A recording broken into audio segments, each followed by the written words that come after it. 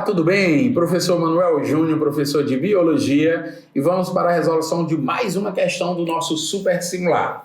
Dessa vez vamos fazer aqui os comentários da questão de número 108, que abrange a competência 4 na habilidade 30. A questão diz assim: há 34 anos, o último caso de poliomielite foi registrado no Brasil. A eliminação da doença foi possível graças à imunização em larga escala. Essa doença, também conhecida como paralisia infantil, é contagiosa. A doença causada pelo poliovírus pode infectar crianças e adultos por meio de contato direto com fezes ou com secreção eliminadas pela boca das pessoas doentes. As consequências da poliomielite normalmente correspondem às sequelas motoras. Não há cura. Os principais efeitos das doenças são a ausência ou diminuição da força muscular no membro afetado e dores nas articulações. Bem, gente, então vamos lá. Primeira coisa, ele está falando de poliomielite. Você tem que lembrar imediatamente que a poliomielite é uma virose. Então, quando nós falamos de poliomielite, é uma virose. Mesmo porque ele deixa claro aqui que é o poliovírus. Então, está claro que é uma virose. Beleza. Ele diz também a forma de contágio. Diz que pode ser em contato direto com as fezes, mas principalmente, se liguem, por secreções eliminadas pela boca. Tosse, tá? Então, tosse, contato com gotículas, vai ser transmitido. Se transmite literalmente pelo ar. Então, você falando próximo de uma outra pessoa, você pode contaminar outra pessoa. Então, é altamente contagiosa, tá bom?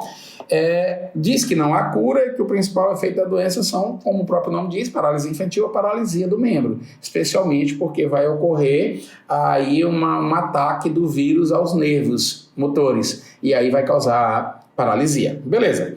A erradicação desse tipo de doença só foi possível graças ao... Gente, uma doença que se transmite de forma aérea, de pessoa para pessoa, você tem várias medidas de proteção, como por exemplo o uso de máscara, distanciamento e tal. Mas na vida que nós temos hoje, com essa aglomeração de pessoas, desde de locais de estudo até transporte coletivo, etc., são medidas que elas são eficazes, mas não são suficientes para uma erradicação.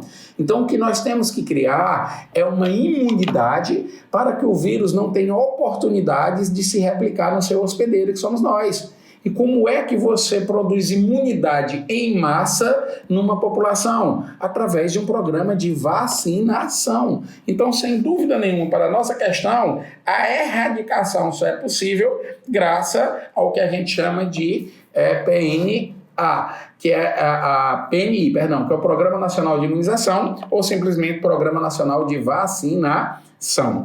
Quando nós vamos para a letra A, aumento da rede de saneamento básico, ótimo, é uma medida que ajuda a prevenir sim, uma vez que você não vai ter contato com as fezes, mas não é uma medida suficiente para causar erradicação, uma vez que tem a transmissão aérea. Melhoria das condições habitacionais, não tem uma relação direta com a doença. Você poderia pensar aí em doença de Chagas, a protozoose.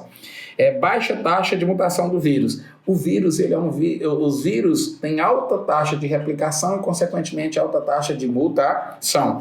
Uso de antibióticos. Sempre quando falar em uso de antibiótico, lembrar que antibiótico combate bactéria. E nós estamos falando de uma virose. Portanto, na nossa questão, somente letra C.